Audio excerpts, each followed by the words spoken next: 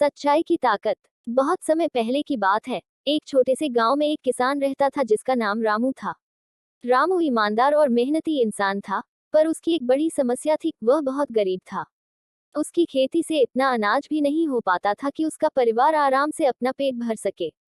फिर भी वह अपनी मेहनत से कभी पीछे नहीं हटता था और हमेशा ईश्वर पर भरोसा करता था।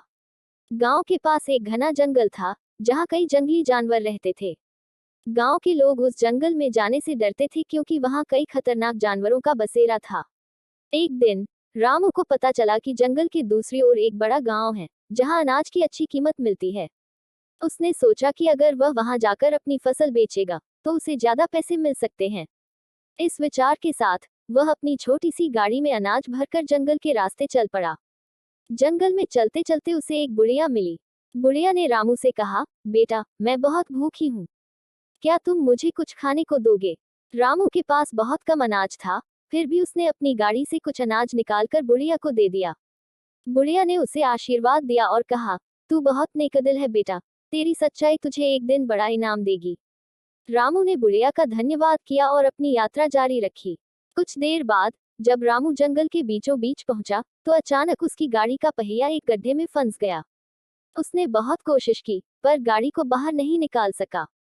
उसकी मेहनत बेकार जाने लगी और वह सोचने लगा कि अब वह कैसे अपने अनाज को दूसरे गांव तक पहुंचाएगा।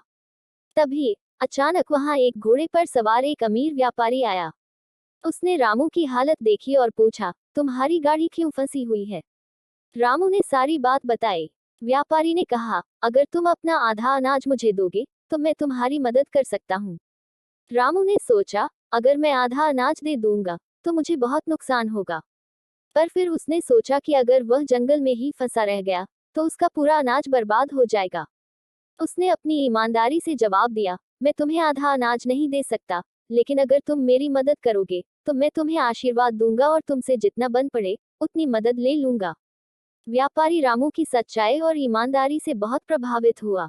उसने रामू की गाड़ी को गड्ढे से निकालने में उसकी मदद की और बिना किसी शर्त के रामू को उसका पूरा अनाज अपने पास रखने दिया। रामू ने व्यापारी का धन्यवाद किया और यात्रा को आगे बढ़ाया। जब वह दूसरे गांव पहुंचा, तो वहां के लोगों ने उसके अनाज को अच्छी कीमत पर खरीदा। रामू को जितनी उम्मीद थी, उससे कहीं ज्यादा पैसे मिले। उसने सोचा कि यह सब उसकी सच्चाई और ईमानदारी का फल है। वापस लौटते समय रामू फिर से उसी बुढ़िया से मिला। बुढ़िया ने उसे देखकर मुस्कुराते हुए कहा, मैंने कहा था ना बेटा, तेरी सच्चाई तुझे इनाम देगी। रामू ने समझा कि वही बुढ़िया देवी का रूप थी, जो उसकी परीक्षा लेने आई थी। उसने बुढ़िया के चरणों में गिरकर धन्यवाद किया और घर लौट आया। उस दिन से रामू ने हमेशा के लिए एक बात सीख ली, चाहे कितनी भी कठिन परिस्थिति क्यों न हो, सच्चाई और ईमानदारी का रास्ता कभी नहीं छोड़ना चाहिए।